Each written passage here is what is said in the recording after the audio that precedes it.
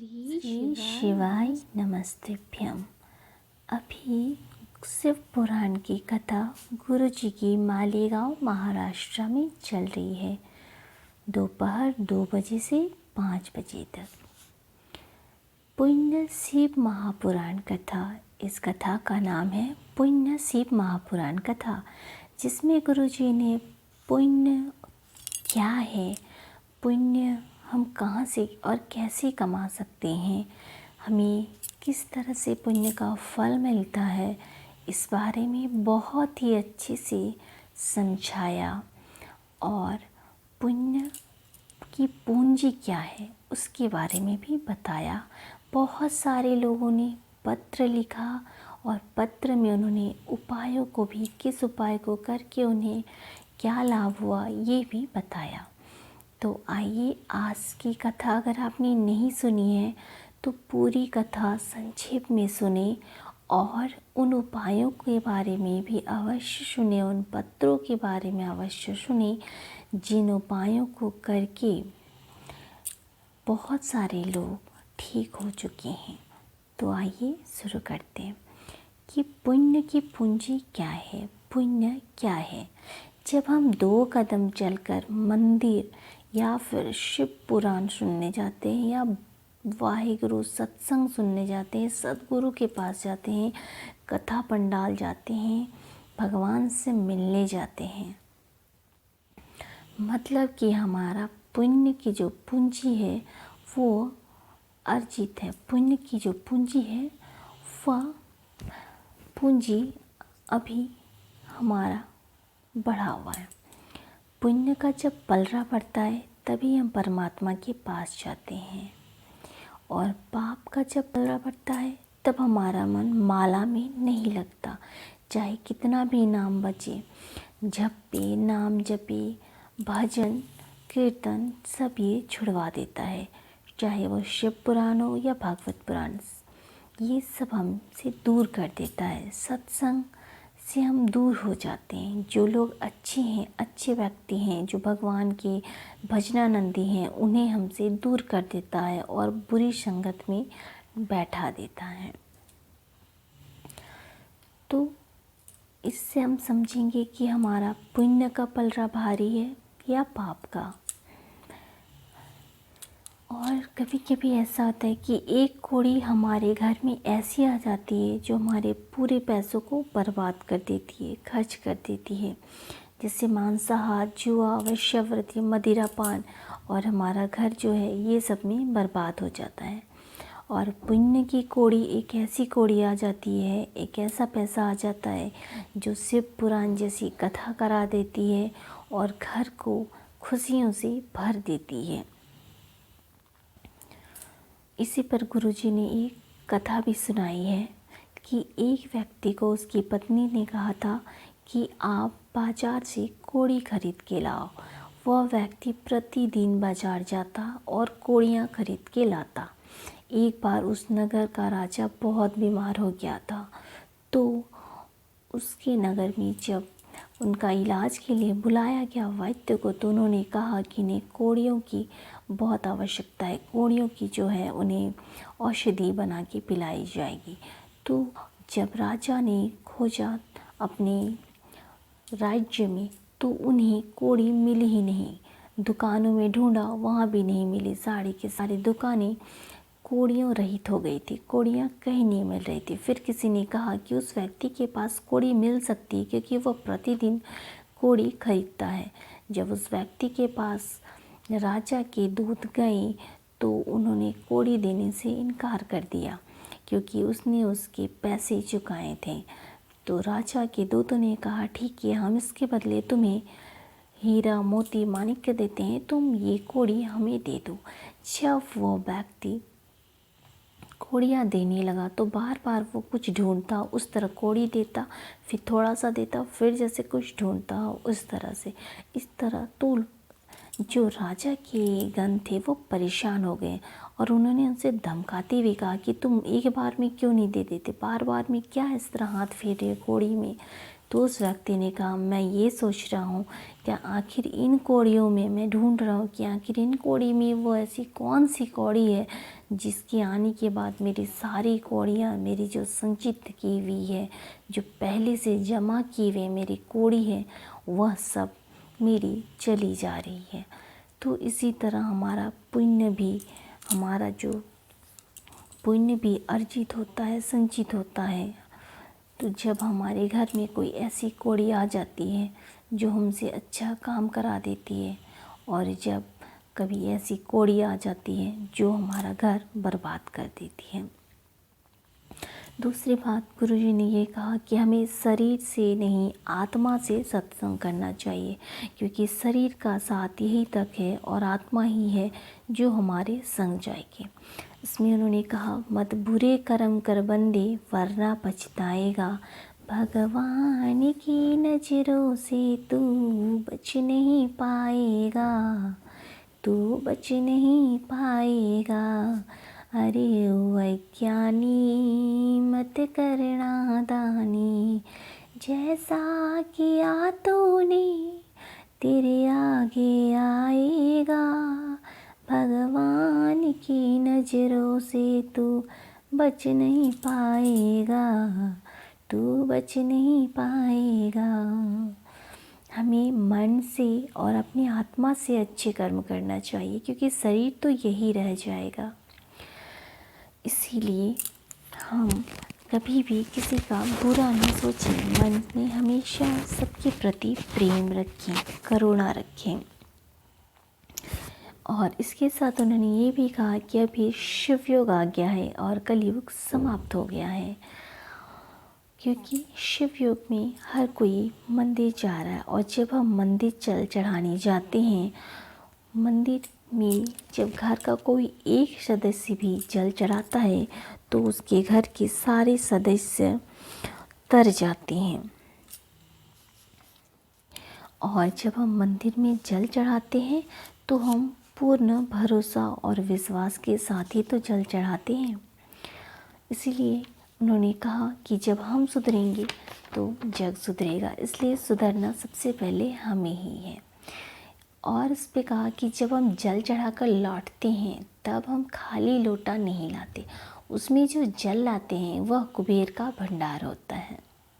इसी के साथ उन्होंने एक बात और कही, आप भी इस बात का विशेष ध्यान रखिए कि जब भी महापुराण में महामंत्र जो है श्री शिवाय नमस्तुभ्यम मंत्र का जाप कराते हैं, उस मंत्र के बाद आप अपनी मनोकामना अवश्य बोलें, जिनसे कि भोलेनाथ आपकी मनोकामना जल्द से जल्द पूरी कर दें। भोला सब दुख काटो मारा, शिव शंकर जपू तेरी माला। दूसरी बात उन्होंने कही कि हमें हमारा जो शरीर मिलता है वो हमारे पूर्व के कर्म के अनुसार मिलता है। अगर हमने अच्छा कर्म किया है तो हमें अच्छा शरीर मिलता है, और अगर हमने खराब कर्म किए हैं तो हमारे शरीर में कोई रोग या कष्ट होता है। इसी तरह अगर हम भगवान की भजन करेंगे तो भगवान के भजन से, भगवान के नाम से हमारे पूर्व में किए गए कर्म का जो पाप है वो कट जाएगा। और अगर किसी के शरीर में कोई रोग या कष्ट भी है तो वो धीरे धीरे ठीक होता जाएगा। शिव पुराण हो चाहे कोई भी हो, भगवत गीता हो चाहे कोई भी पुराण हो, उसको शरीर से नहीं दिल से सुनिए। और इसी में उन्होंने देवराज नामक ब्राह्मण के बारे में एक कहानी सुनाई कि देवराज नामक ब्राह्मण एक ब्राह्मण होने के बाद भी वह ब्राह्मण कर्म से वंचित था।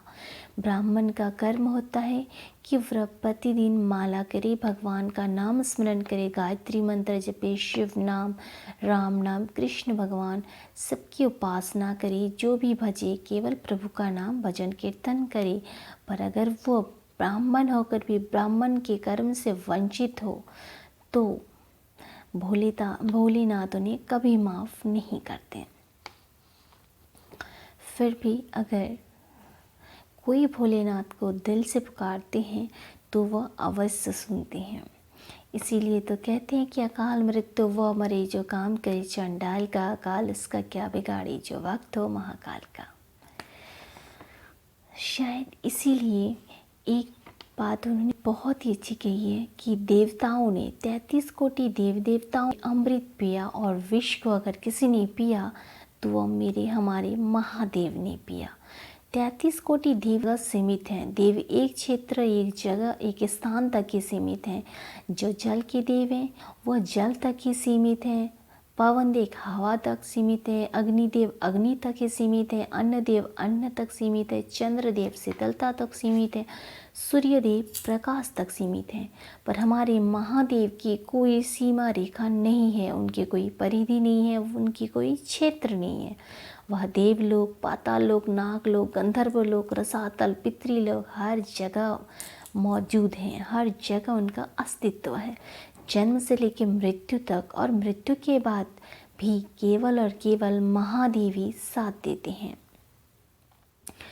महादेव को जो पुकारता है वो पहुंच जाते हैं। वो ये नहीं देखते कि कोई गरीब बुला रहा है या अमीर बुला रहा है, कोई बड़ा बुला रहा है या छोटा बुला रहा है। और उन्होंने इसी पर ये कहा, सर्वे भवन्तु सुखिनः सर्वे सन्तु निरामया। सब कोई सुखी रहे, पूरा जगत संसार सुखी रहे, इससे हमें और क्या चाहिए। गुरु आदि गुरु शंकराचार्य ने महादेव को 4 जगह पर बैठा दिया था ताकि चारों ओर से हमारा भारत सुरक्षित रहे। अभी चीन में, पड़ोसी देश में कोविड के बहुत सारे केसेस आए हैं। इस पे उन्होंने कहा कि अभी से ही सब कोरोना से सेफ रहने के लिए मास्क का यूज़ करें, क्योंकि पड़ोसी देश में आ चुका है वायरस, तो हमें सावधान रहना चाहिए, क्योंकि सावधान रहने से हम सुरक्षित रहेंगे। और इस सबसे बड़ी कथा के बीच में उन्होंने एक बहुत ही अच्छी बात बताई कि जो हमारा पुण्य होता है वो बासी पुण्य या ताज़ा पुण्य, हमें जो भी फल मिलता है, अभी जो भी हम सुख भोग रहे हैं, वो बासी पुण्य है या ताज़ा पुण्य है। बासी पुण्य मतलब संचित पुण्य, जिसकी वजह से हमें कथा सुनने मिलती है। और अर्जित हुआ पुण्य मतलब ताज़ा पुण्य, जो अभी हम नाम जाप करते हैं, भगवान का परमार्थ करते हैं, किसी भूखे प्यासे को खाना खिलाते हैं या पानी पिलाते हैं, दान पुण्य करते हैं, वह अर्जित पुण्य है। और अगर हम भगवान की कथा अभी सुन पा रहे हैं तो वह संचित पुण्य है, जो बासी पुण्य जो पहले था। जैसे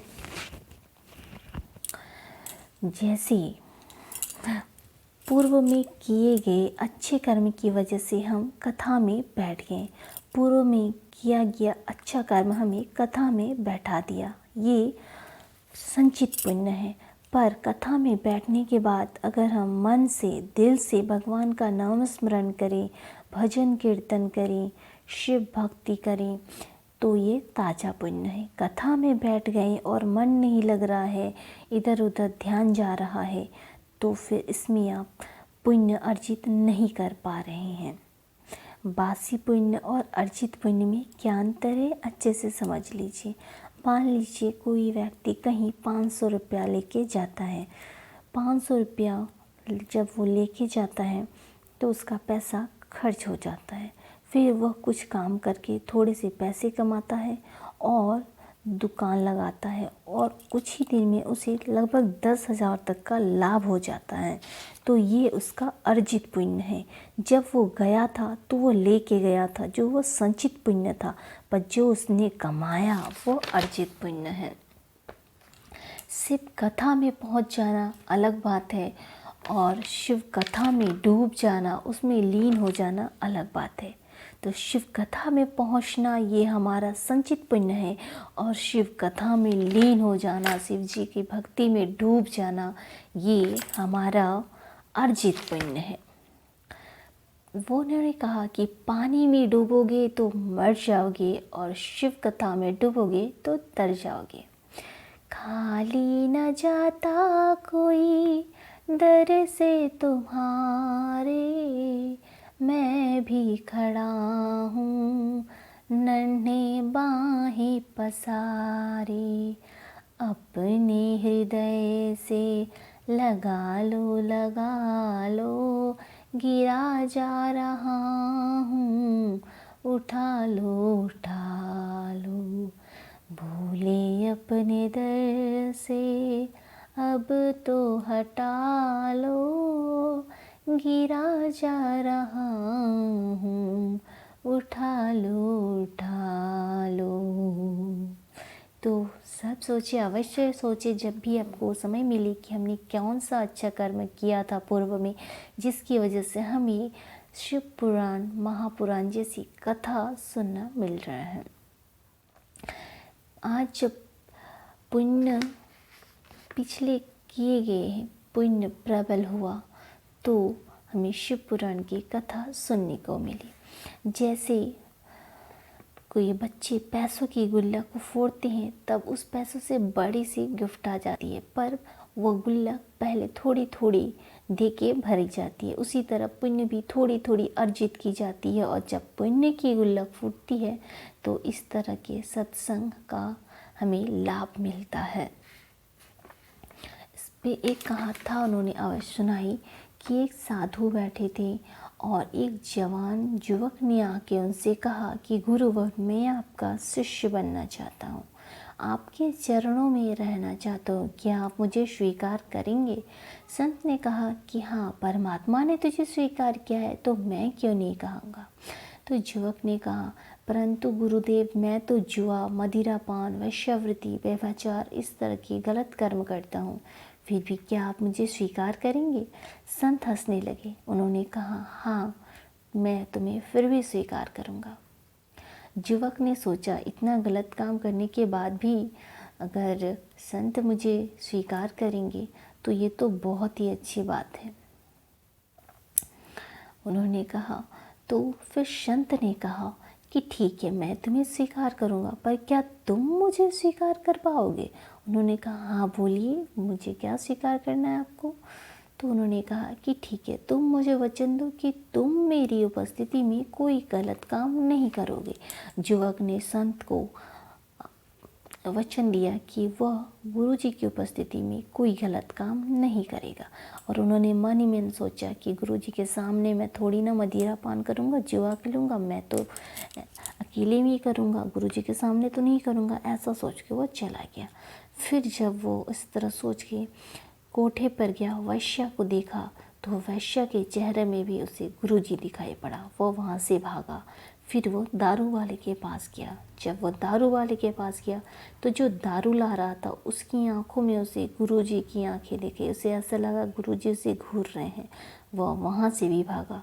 वह जुआ खेलने चला गया। जब वो जुआ खेलने बैठा तो उसके सामने वाले में उसे गुरुजी देखा। वो भाग गया। इस तरह जब भी उसे देखा जाता वो इस तरह उसे गुरुजी ही दिखते। 2 दिन 4 दिन फिर उसने जुआ, मदिरापान, वेश्यावृत्ति सब कुछ छोड़ दिया। लगभग 10-15 दिन के बाद गुरुजी उससे मिलने आए। गुरुजी ने उनसे पूछा, क्या हुआ, आजकल जा रहे हो तुम मदिरापान, जुआ खेलने, वेश्यावृत्ति इत्यादि में? उसने कहा कि गुरुजी, मैं कैसे जाऊँ, मुझे तो मैंने आपको वचन दिया है कि मैं आपकी उपस्थिति में कोई गलत काम नहीं करूँगा, पर और मैं जहाँ भी जाता हूँ, जब भी गलत कर्म करने जाता हूँ, मुझे हर जगह आपकी उपस्थिति ही अनुभव होती है। तो गुरु दीक्षा का ये फल है कि आपके गलत कर्म अपने आप छूट जाते हैं। गलत कर्म ज़बरदस्ती से छुड़ाना नहीं पड़ता।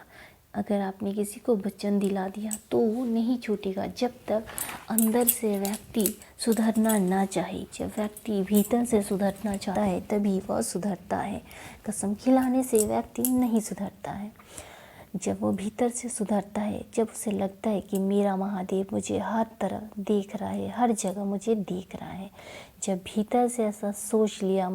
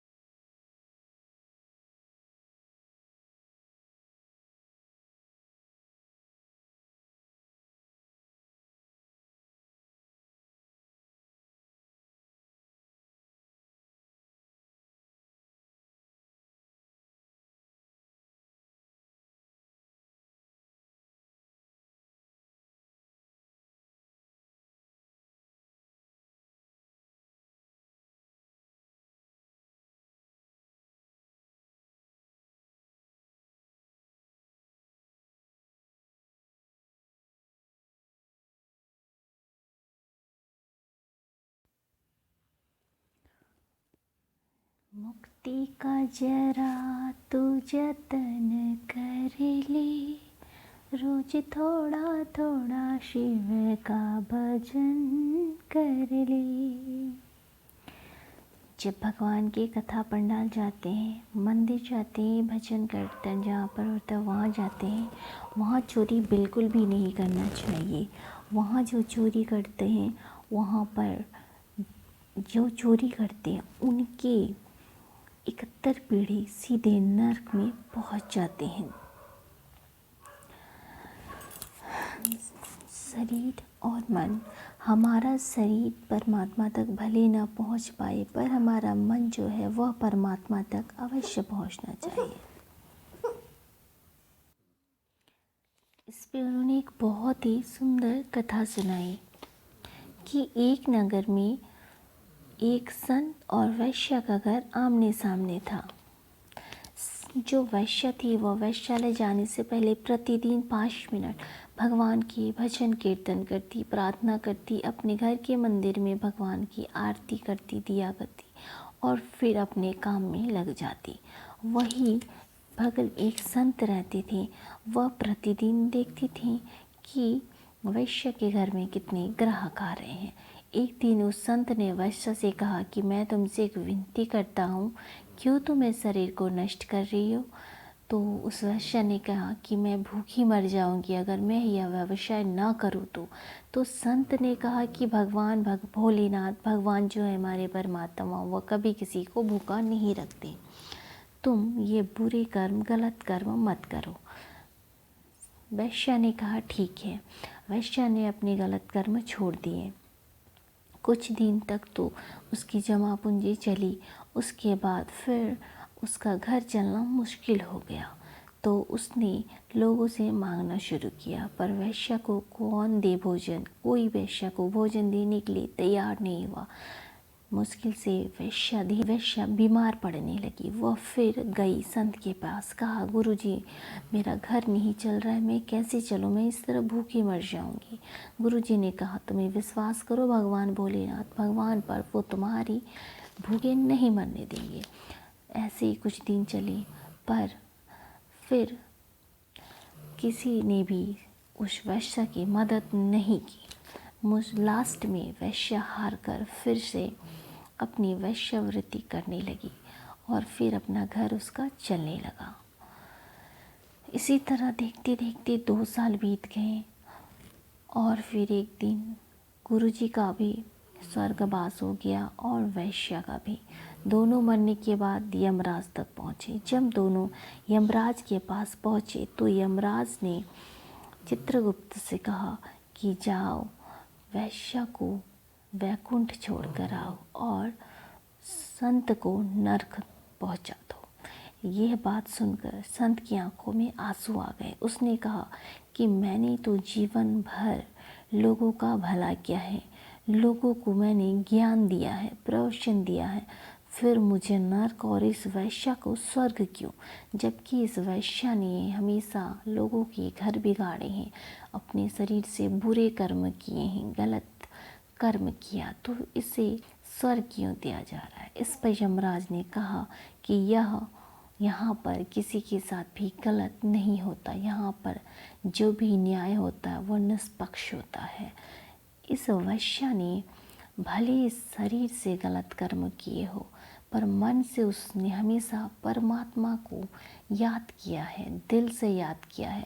यह उसकी मजबूरी थी कि उसने इस व्यवसाय को अपनाया, पर वह हर वक्त यही प्रार्थना करती कि भगवान मैंने कौन से बुरे कर्म किए जिसकी वजह से मुझे इतना बुरा कर्म करना पड़ रहा है। इसीलिए वह दिल से भोलेनाथ से प्रार्थना करती और हर वक्त भगवान की भजन में डूबी रहती। जबकि दूसरी ओर संत हमेशा यह देखते रहता है कि इसके पास कौन कौन से ग्राहक आ रहे हैं। जो भी ग्राहक आता तो संत सोचते हैं बैठकर कि अरे देखो सेठों की भी इसके पास आ रहा है। तो इस तरह से संत एक एक पत्थर अपने पास रखने लगे। जब भी कोई ग्राहक आता एक पत्थर उठाकर संत अपने पास रख लेते। एक दिन संत ने कहा कि देखो वैश्या, तुम्हारे घर कितने ग्राहक आते हैं, यहाँ पर एक भी पत्थर नहीं थे, जबकि अभी पत्थरों की भीड़ लग गई, इतने पत्थर इकट्ठे हो गए, तुम्हारे पास इतने ग्राहक आते हैं। हाँ, इस पे वैश्या ने हंसकर कहा कि वाह संत, मैं तो आपको देख के यह सोचती थी कि भगवान कितने अच्छे संत, जो हर वक्त भगवान के स्मरण कीर्तन में डूबे रहते हैं, प्रवचन देते हैं, कितने ज्ञानी हैं। और आप मुझ वैसा जो इतनी किसी काम की नहीं, मैं खुद इतनी पतिता हूँ, और आप उस पतिता के ग्राहकों के बारे में सोचती हैं। इसीलिए यमराज ने कहा कि उस वैश्या ने दिल से भगवान को याद किया है, इसीलिए उसे वैकुंठ मिल रहा है। और संत ने कहा फिर मैंने शरीर से इतने अच्छे कर्म किए, इतना अच्छा दुनिया का भला किया, फिर मुझे नर क्यों? तो यमराज ने कहा कि तुमने शरीर से अच्छा कर्म किया, इसीलिए तुम्हारा शरीर पूजा जा रहा है। तुम्हारा शरीर नष्ट होने के बाद तुम्हारे शरीर को अर्थी फूलों से सजाई जा रही है। तुम्हारी जो समाधि है वह फूलों से सजाई जा रही है। लोग तुम्हें पूजेंगे, तुम्हें मरने के बाद भी तुम्हारे शरीर को पूजा जाएगा। जबकि इस वैश्य को शरीर को कोई क्रियाकर्म करने के लिए राजी नहीं है। उसके शरीर को कुत्ते नोच रहे हैं, कौवे खा रहे हैं, क्योंकि उसने इस शरीर से बुरे कर्म किए। शरीर से बुरा कर्म किया तो उसका फल शरीर को ही भोगना पड़ेगा। और मन से अच्छा कर्म किया, दिल से अच्छा कर्म किया, आत्मा से अच्छा कर्म किया तो वह आत्मा परमात्मा से मिला देगी। इसीलिए कहते हैं, गुरु जी ने कहा कि अगर आप एक लोटा जल समर्पित कर रहे हैं तो जल में छल न हो। अगर जल में छल नहीं होगा तो भगवान जरूर मिलेंगे। जल में छल मतलब किसी को दिखाने के लिए या किसी के दिखावे के लिए आप भगवान को जल मत समर्पित कीजिए। अगर आपका दिल कहता है समर्पित करने, अगर आप मन से समर्पित करते हैं तो ही आप जल समर्पित करें। एक लोटा जल सब समस्या का हल। अगर आप दिल से एक लोटा जल भगवान को समर्पित करेंगे बिना किसी दिखावे के, तो भगवान भोलेनाथ आपकी मनोकामना अवश्य पूरी करेंगे। इसी तरह न जाने कितने लोगों ने पत्र लिख के गुरु जी को बताया। तो आइए देखते हैं किन किन लोगों का भगवान भोलेनाथ ने प्रार्थना स्वीकार किया जब उन्होंने दिल से भगवान भोलेनाथ को पुकारा। तो पहला पत्र है मोनिका ज्ञानेश्वर, बड़गुजर, औरंगाबाद, महाराष्ट्र से। इनके पिताजी को मुंह में कैंसर हो गया था। जून 2020 को ऑपरेशन कराया, गले में जख्म हो गया। मार्च में फिर ऑपरेशन को बोला, लेकिन उनके पास इतने पैसे नहीं थे। फिर उनकी मामी ने उन्हें बोला कि गुरुजी बताते हैं कि एक लोटा जल डालने से सारी समस्या का हल हो जाता है। तो उन्होंने सीहोर से रुद्राक्ष मंगवाया, तांबे के पात्र में रख के गलाया, वह जल शिव जी को चढ़ाया, फिर वह जल उन्हें पिलाया। बेलपत्र को मंदिर से लाकर घीस कर उन्हें देते, फिर बाबा कुंदकेश्वर महादेव का नाम लेकर दवाई भी देते। फिर 27/10/2022 को पेट स्टेन की जांच करवाई तो वो नॉर्मल आ गई और अब वह पूर्णतः ठीक है। ये है शिव कृपा। दूसरा पत्र है जया गणेश सुतार का, जो संत नगर जलवान से आई है। उनकी पुत्री रेणुका गणेश सुतार, पितृपक्ष के दौरान उनकी पुत्री की तबीयत बहुत खराब हो गई थी और उन्हें आईसीयू से वेंटिलेटर में ले जाया गया। उस बच्चे के शरीर के हर हिस्से में प्लास्टिक की पन्नी और नली लगी थी, बस नाक का एक हिस्सा खुला था। इस तरह 3 दिन तक वो बच्ची आईसीयू में रही। फिर उसने सुना था कि टीवी पे, तो उन्होंने शंकर पर जल चढ़ाया और सीहोर से रुद्राक्ष मंगाई। रुद्राक्ष का मंगाकर उसका जो जल है वो उसके शरीर पे लगाया और उस नाक के हिस्से में एक जो था उस पे देने लगी। इससे उसके शरीर में हलचल होने लगी और धीरे धीरे वह पूर्णतः स्वस्थ हो गई। अब वह बिल्कुल ठीक है। तीसरा पत्र तो बहुत ही चमत्कारिक और बहुत ही सुंदर है, जिसके सुनकर आपको भी बहुत अच्छा लगेगा, क्योंकि यह है बहुत ही चमत्कारी पत्र। एक 70 वर्षीय बुजुर्ग ने जिनका नाम मधुकर आनंद पाटिक था। वो धरणगांव जलगांव महाराष्ट्र से। उन्होंने भोलेनाथ की परीक्षा लेने की ठानी। उन्होंने कहा अपनी पत्नी से कि भोले गुरुजी कहते हैं कि एक लोटा जल डालने से सब होता है, तो चलो क्यों ना हम लोग भी शिव जी की परीक्षा लें।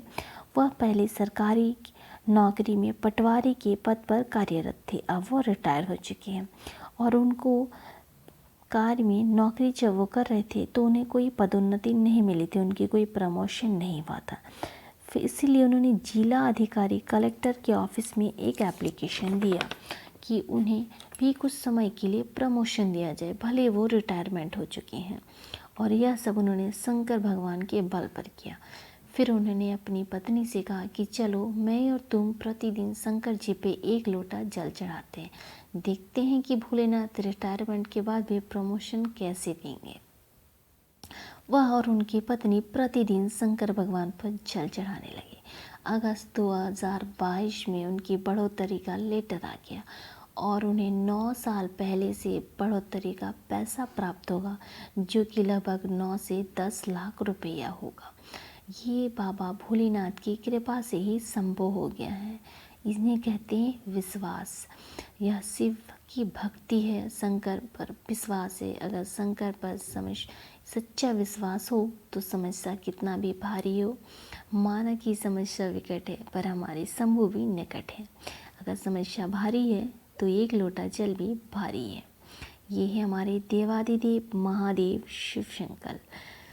और हमारे जो शिव शंकर हैं वो बहुत ही करुणा करने वाले हैं। अगर हम उन्हें दिल से याद करते हैं, हम उनसे दिल से प्रार्थना करते हैं तो वह हमारी प्रार्थना अवश्य स्वीकार करते हैं और हमारी मनोकामना भी अवश्य पूरी करते हैं।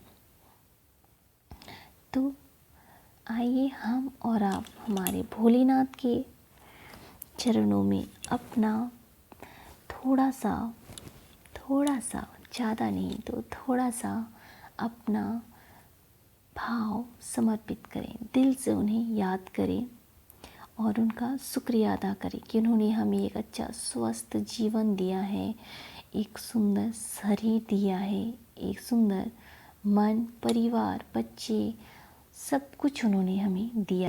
आइए उनसे प्रार्थना करें कि वह हम पे अपनी कृपा दृष्टि और आशीर्वाद हमेशा बनाए रखें और हम उनका शुक्रिया भी अदा करें।